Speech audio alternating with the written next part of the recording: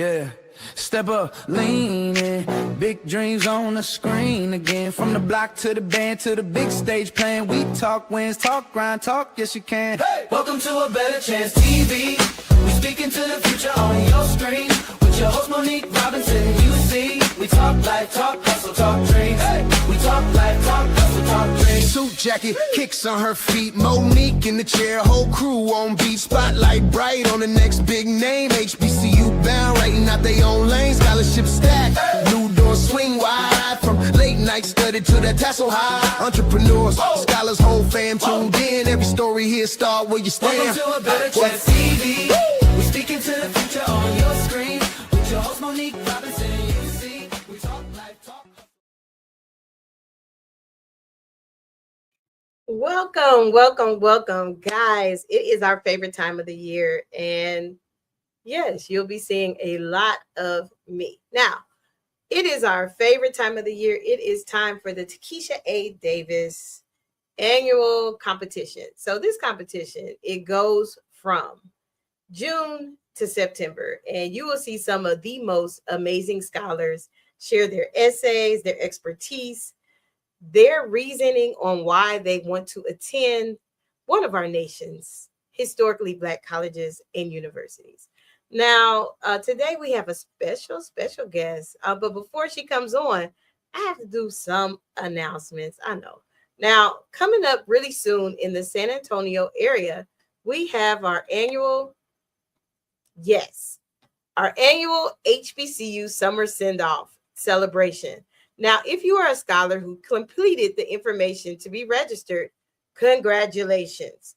Each scholar will get a chance to highlight their table, and you will be receiving emails soon. So please make sure you are checking your emails daily.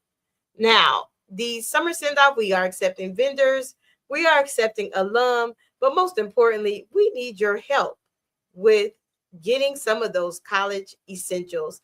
And if you follow our page and get our newsletter, you will see that information.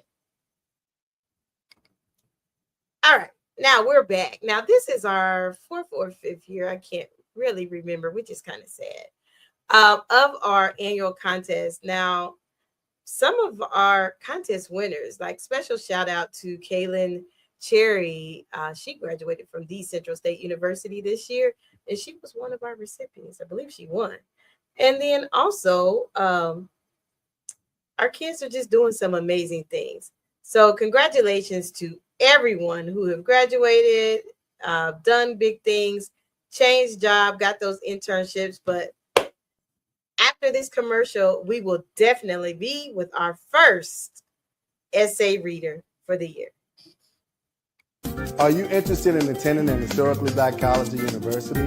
Hello, my name is Robert Mason. I'm president and founder of the Common Black College application. Our application allows students to apply to over 50 historically Black colleges and universities at the same time for only $20. HBCU graduates have been some of the most renowned individuals in their respective fields since the late 1800s. In addition to that, our faculty and staff are truly committed to your success, and they have a vested interest in seeing that you do well. That, coupled with the academic rigor and the fact that you will establish lifelong relationships, are just some of the many benefits of your attending an historically Black college or university. So if you're interested in completing the Common Black College app, visit our website at commonblackcollegeapp.com to apply now. Thank you, and get educated. Yes, get that application in. It is open, and some of our colleges do have that early admin, like some of the most, ones that are very hard to get into. So if you're looking, and please like, share, comment, most important, support our scholars. Leave them a nice note in the chat, or just tell them, hey, I've been in your shoes. You got this.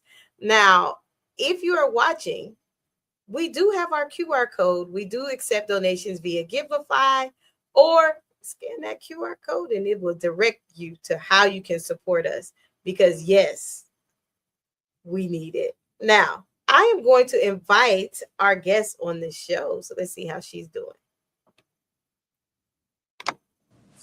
Welcome. How are you? I'm doing good. How are you? I can't complain. It's, hot in Texas. So where are you?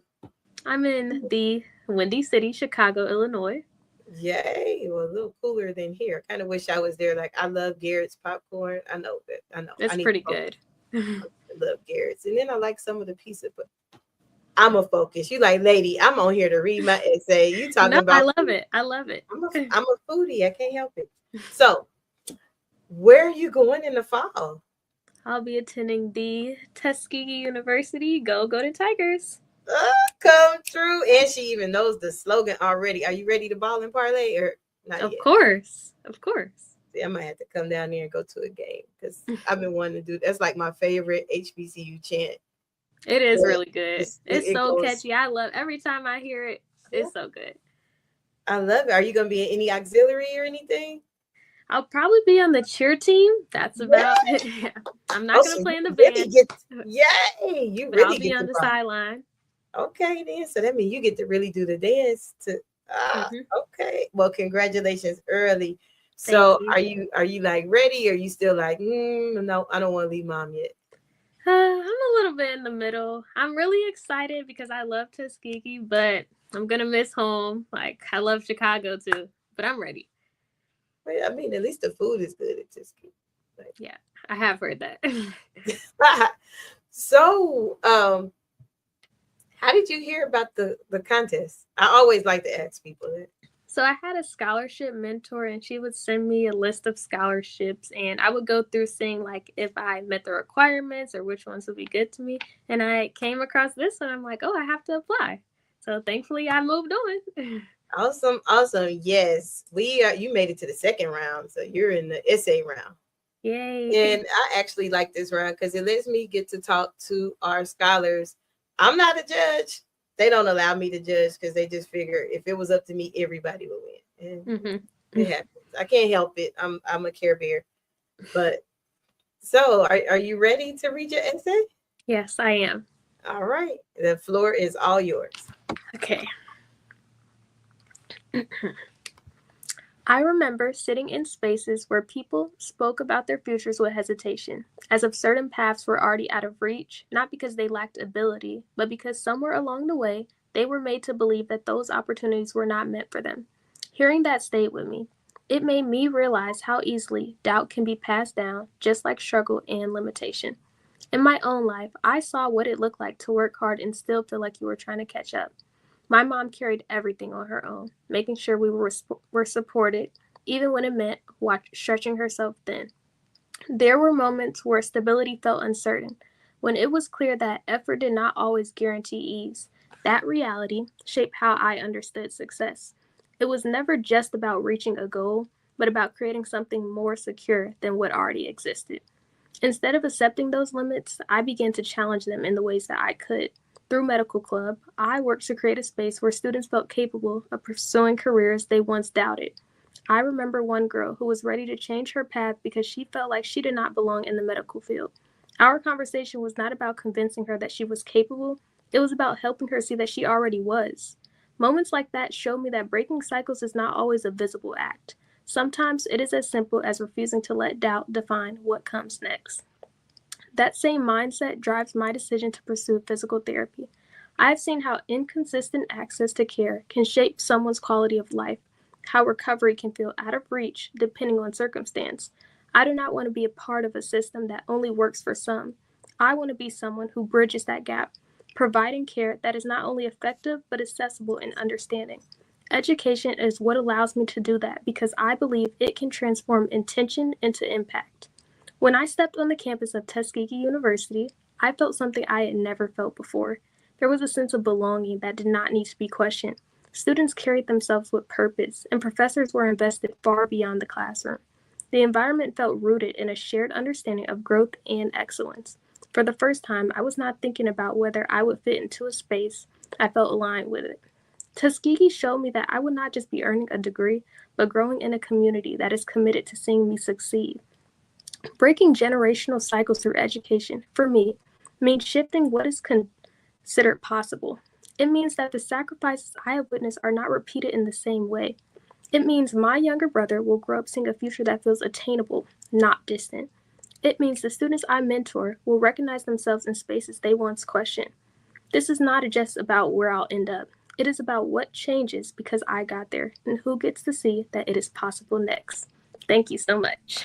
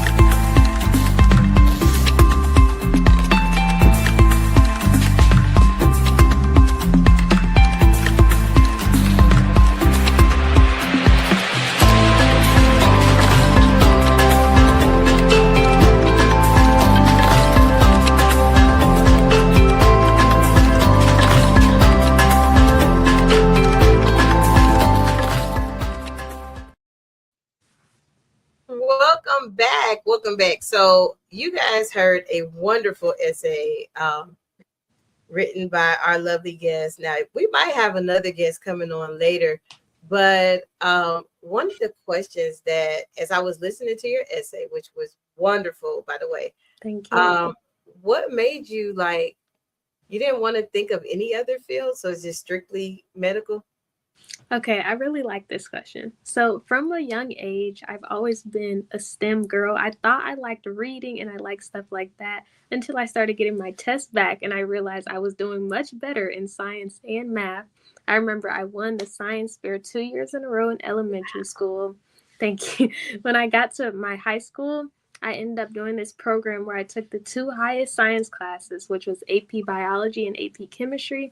And though it was hard, I think by then I really realized, okay, this is something I want to do. And I've always had a passion for helping others, whether that's through mentoring, through tumbling, and being a coach to younger kids. I've always had a passion for helping others. And then I've always had a passion for science. So after participating in different programs with healthcare fields and learning new knowledge and being able to be really hands-on and have that exposure, I'm like, okay, health science, that's my major. And that's what I know that I want to do, because even if I don't become a doctor of physical therapy, I know I want to do something that's in the medical field, that's sciencey, and that has to do with helping others. Wow, that is amazing. I mean, so Thank you you. pretty much had your track since you were younger. You're like, Yeah. that's it. That's all. This is what I'm going to do. Yes. Well, that is simply marvelous. Thank you. And then you said you won the science fair. Now, you know, I have an education background, so you know, I just have to ask, what was that prize-winning science project? The only prize that I got for winning the science fair was a gift card to Pizza Hut, but it's okay because I had a lot of fun. The first time I won, I was using bubble gum and seeing which bubble gum would blow the biggest bubble. And the second time I won, I was seeing which hot chocolate brand would stay hot for the longest. Oh, wow. Mm-hmm. So you might have me with the hot chocolate brand, but I don't want to get in trouble with somebody thinking we're trying to market their product. Hey, I might have to ask you about that offline. Like, Okay. That seemed like that was a good project. Yes, it was really fun. I do have one more question. Okay. And I ask everybody this every year. It's just one of the questions that's always in the rotation.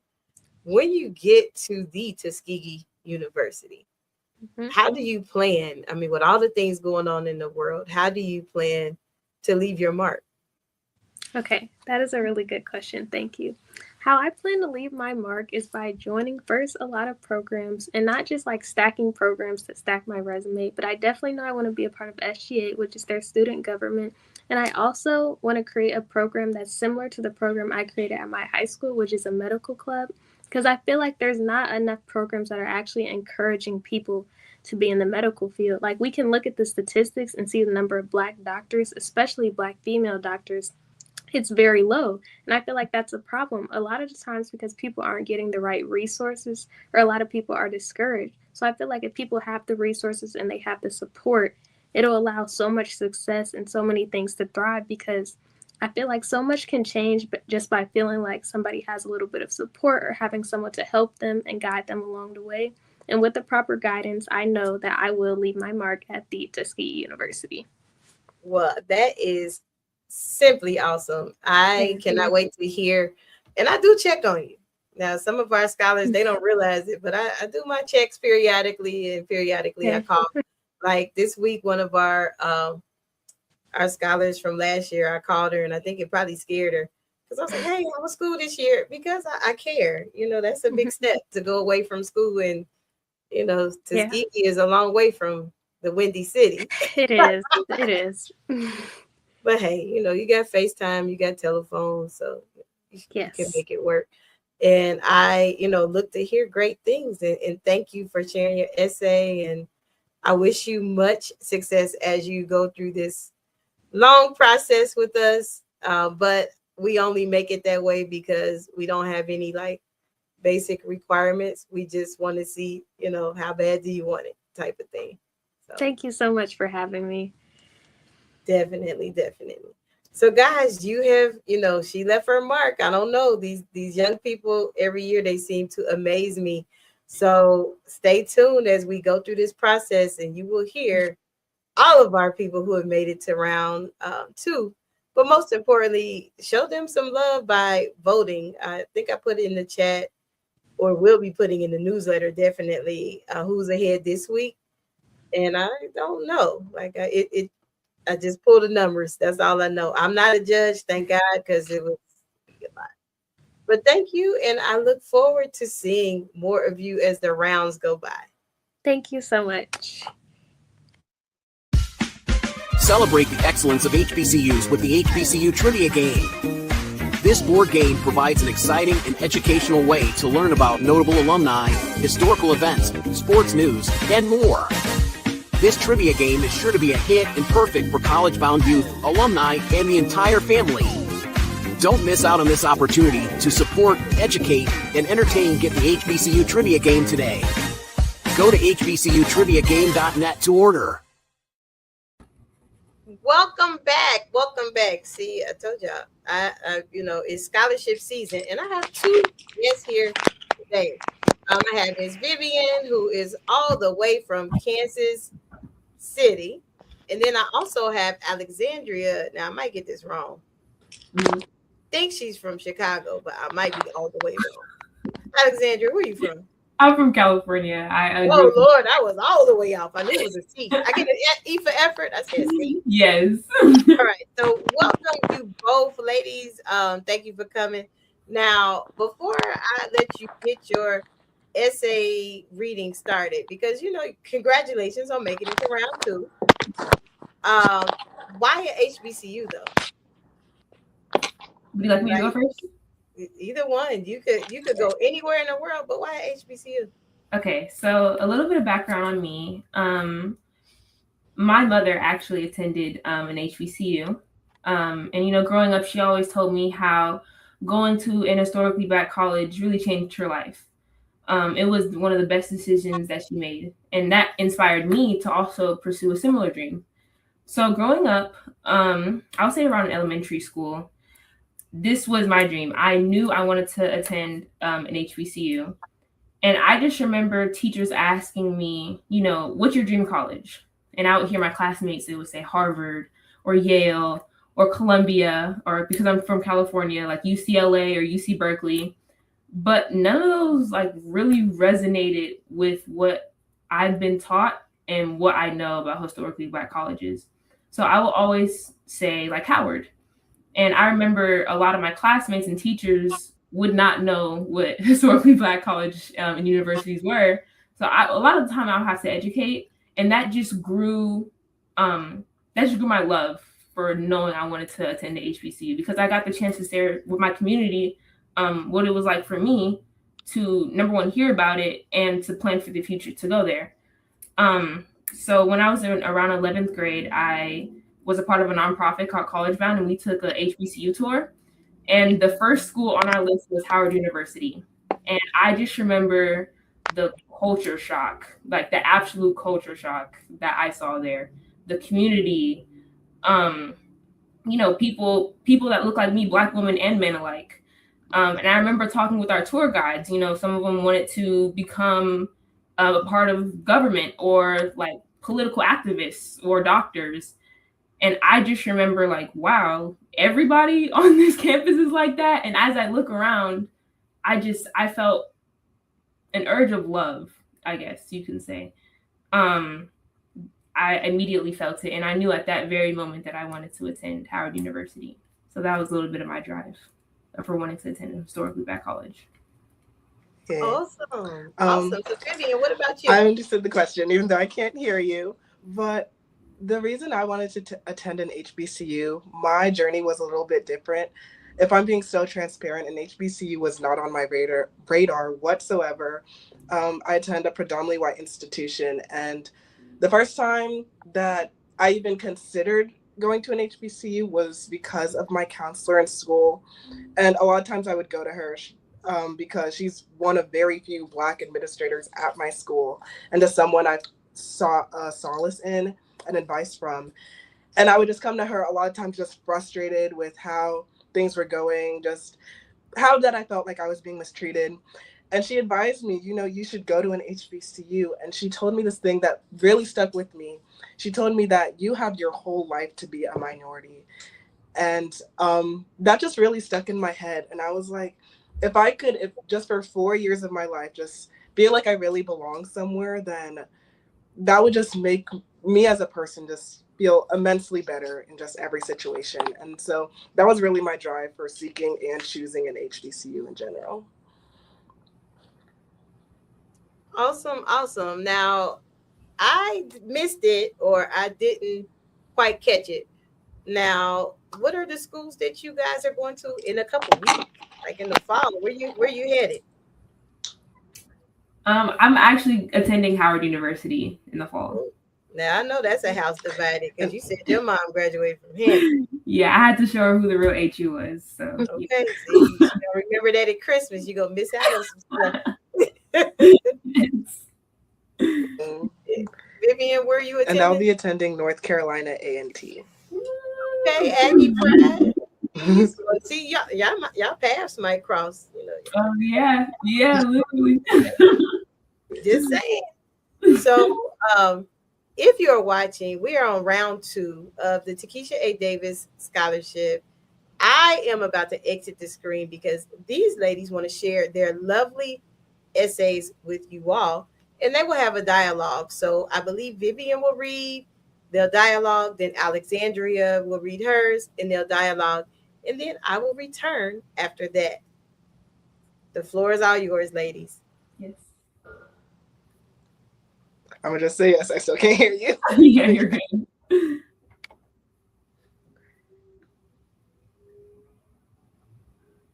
Vivian, it's on you.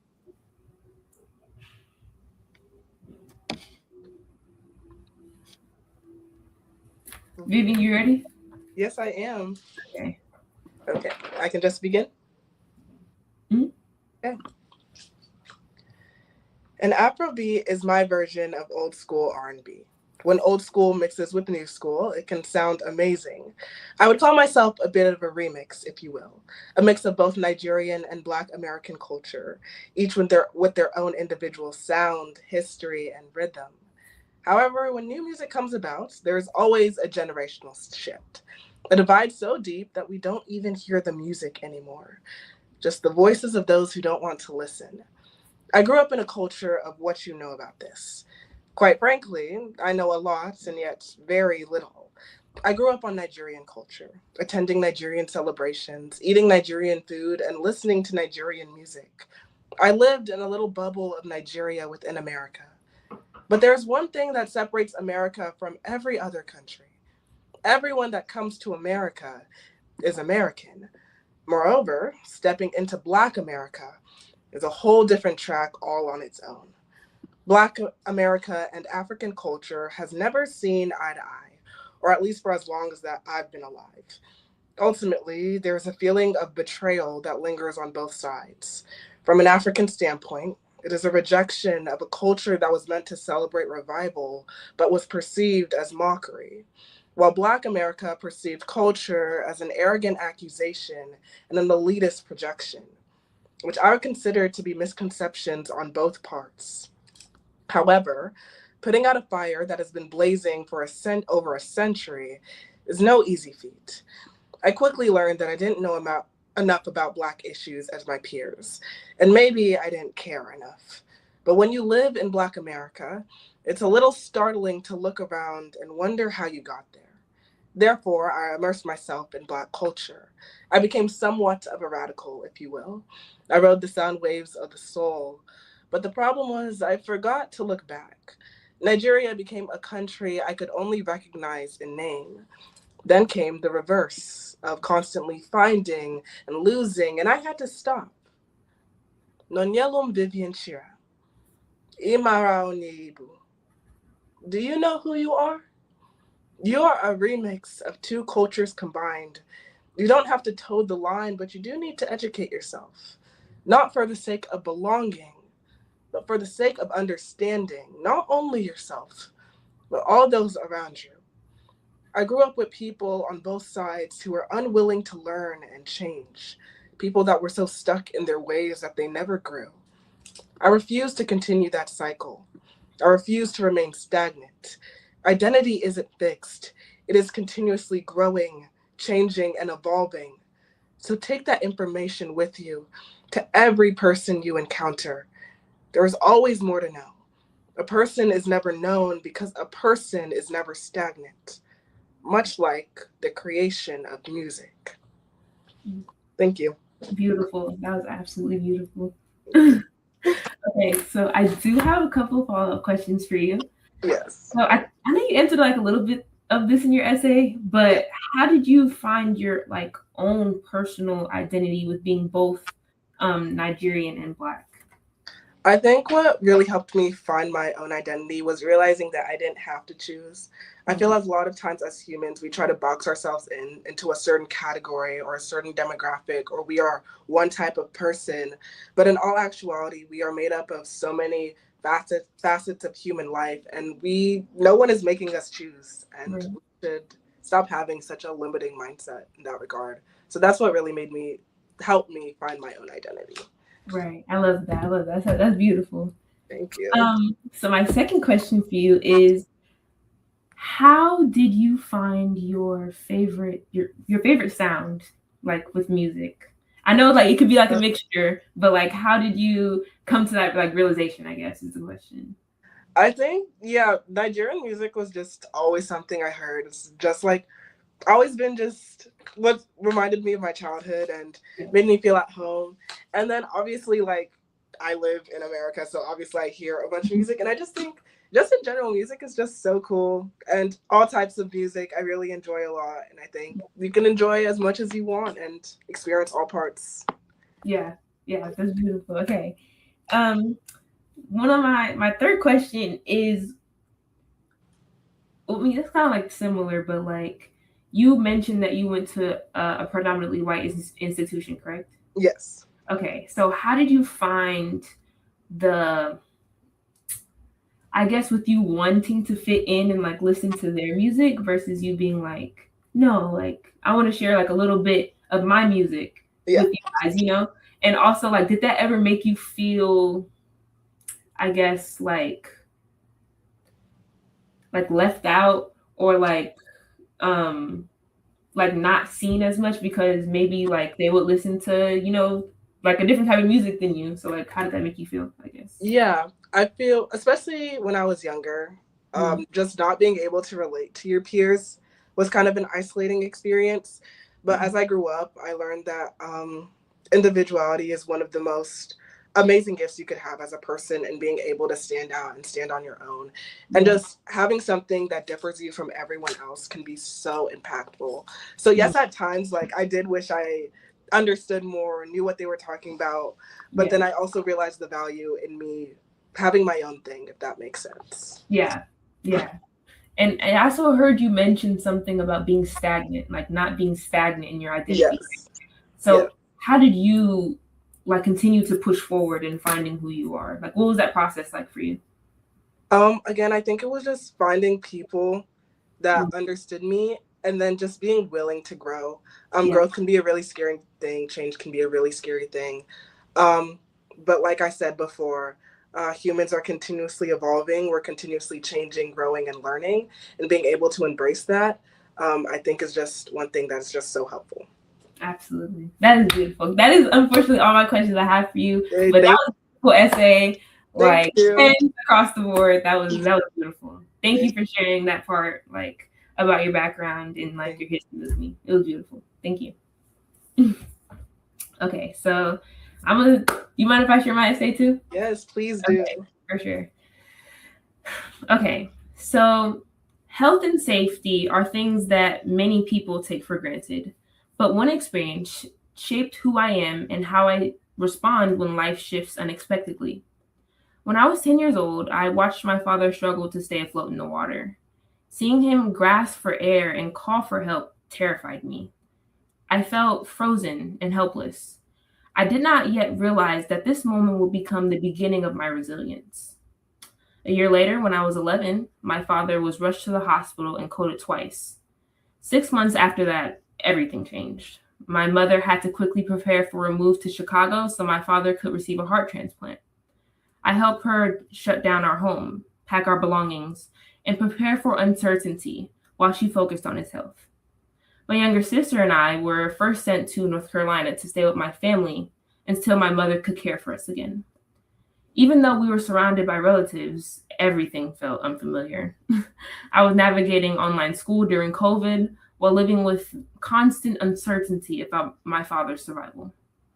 And at 11 years old, I felt responsible for helping to take care of my younger sister, trying to make her feel safe even when I was scared myself.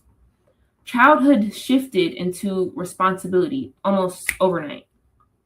Eventually, we relocated to Chicago to support my father's recovery.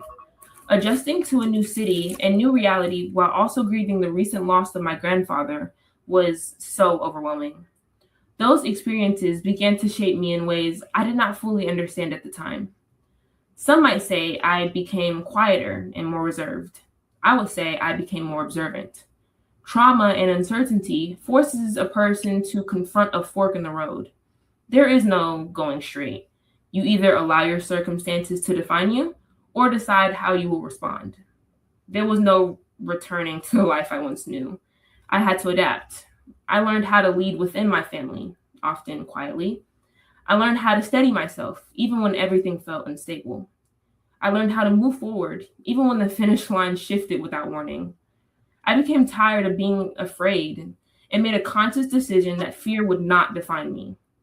At 15, I challenged myself in a way that was different from anything in my circle. I earned my NAUI scuba diving certification. This was more than a personal achievement. Diving required me to understand oxygen levels, pressure changes, and how the body reacts under stress. For the first time, I connected my real-life experiences to biology. I became curious about how oxygen deprivation affects the brain and how the heart sustains life under pressure. Biology stopped just being a class. It became the foundation of my dream to become a cardiologist. Now, as I aspire to attend Howard University as a biology major, I understand that a rising HBCU scholar means more than earning strong grades. Historically Black colleges and universities were built on resilience. In the 21st century, their mission remains essential. Health disparities continue to affect underserved communities, and representation in medicine still matters. As a future cardiologist, I want to serve families who face fear and uncertainty in medical spaces, just as mine once did. Earning my degree will not only impact my life, it will allow me to advocate for heart health awareness, promote water safety education, and mentor young students who may not yet see a clear path forward. My education will give me a position to give back to my community and uplift others. The finish line in my life has shifted more than once, but each time I have chosen growth over fear and purpose over doubt. As an HBCU scholar, I continue to rise, not only for myself, but for my family, my community, and the generations that follow. Thank you. Great job. Thank you so much for sharing about that time in your life. That was so impactful. And just what a well-written essay. Thank you. I do have questions for you though. You talked about having to grow up quickly and having a younger sibling as well, Yeah. navigating through that time in your life. Did you ever feel forced to mature quickly? And Oh. if so, how did that simply just change you as a person and how you view childhood as well as adulthood? So to answer that first question, yeah, I definitely felt like I had to mature quickly. During COVID, I was responsible for getting my sister up in the morning, for getting her dressed, for her Zoom calls for school, helping her with her homework. Like I felt like the mom, if that makes any sense. Yeah. I had never had to do that before in my life. My mother was always there, fortunately for me. But when she had to take care of my father, I had to, as the oldest, it was my responsibility to make sure that she was okay. Yeah, I lived with my aunts and uncles and my cousins, but they were caught up in like their own world and I wasn't really that close to them. Yeah. So having to take care of my sister gave me like a whole new meaning of what it's like to grow up, a whole new meaning of what it's like to mature, right? I had to do that very fast. Yeah. And I guess like my view on adulthood would be that it's not going to be easy, but I've built a foundation for myself, right? I have persevered. I have seen the light at the end of the tunnel. So for me to be able to succeed, it's perseverance. It's remembering why I started and I guess who's encouraging me at the same time, right? Yeah. Remembering my past so I can see the future. Yeah. And then also you discussed about how you got your scuba license and how that was very important for you after seeing that event with your father. I want to ask, how do you think information helps you as well as others manage fear? How does information help me manage fear? Yeah. I guess knowing I actually like before I did my scuba, earned my scuba diving certificate, I actually looked up like statistics and it was like, don't quote me on this, but like, I believe it was about like 64% of African Americans don't know how to swim. Yeah. And like I mentioned in my essay, like that experience of watching my father drown and like the uncertainty at the time, because I was little, I couldn't help him, right? Yeah. The adult had to come help him. I just was sitting there looking helpless, and that immediately strikes fear within me, right? Yeah. But seeing the information on it, seeing my father, it didn't make me scared. Mm-hmm. It made me want to try, if that makes any sense. It made me like push forward. Like even though the fear is still there, I still chose to move forward, right? Yeah. And earning that certificate at 15, like, and I was in a class full of adults, right? It was monumental. Yeah, literally, like it was so monumental. Yeah. Like when they gave me my certificate, I felt like the biggest person like in the world. I was like, I did this by myself, right? I overcame my fear of the water. And that was like my way of showing others like, hey, it's possible. Don't let your fears define you. Like just keep persevering. Like you'll do okay, you know? Yes. Yeah. Okay. Those are all my questions. Thank you so much. Yes, thank you. Those are really good questions, by the way. Thank you.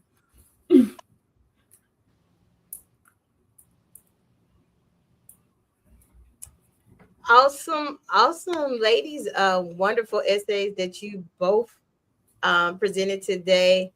And I do have one question for both of you before we get out of here. Why should our audience vote for you? Good. Would you like to go first or me? Oh, I can go. Okay.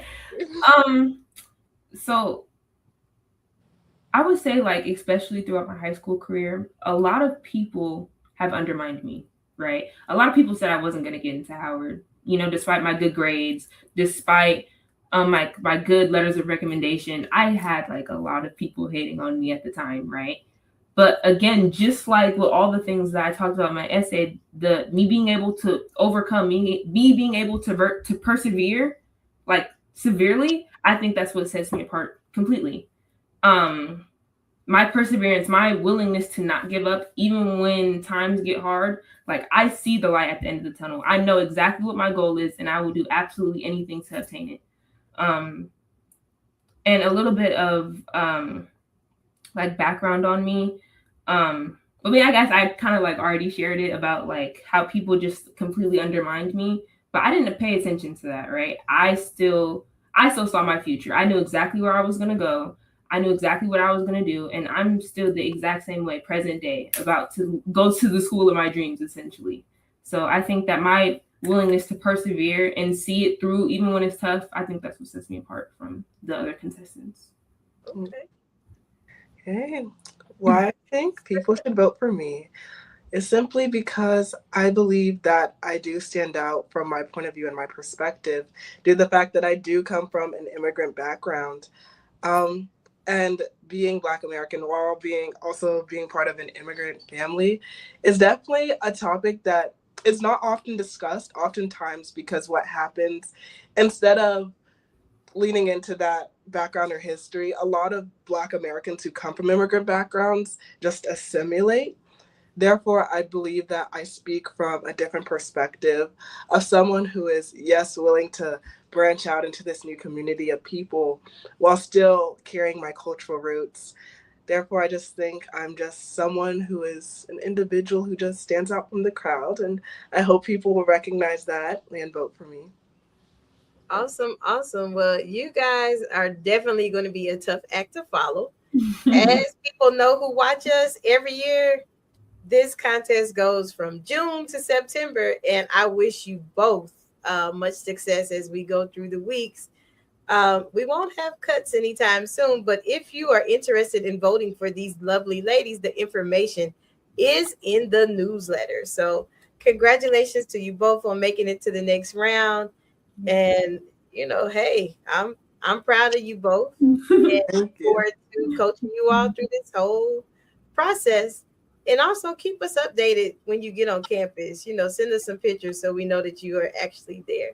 So, as we come to a close for a Better Chance Television today, please don't forget that we do have our send off coming up. And if you need that information, it is in the newsletter. So, it's been fun, but we definitely have to run.